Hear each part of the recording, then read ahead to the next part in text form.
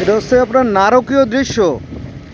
এই ময়লাগুলো এখন সাইলেন্ট আছে যেহেতু বৃষ্টি নামছে, কিন্তু শুকনার সময় এগুলো প্রচণ্ড বেগে উঠতে থাকে এবং জনস্বাস্থ্য মারাত্মক হুমকির মুখে।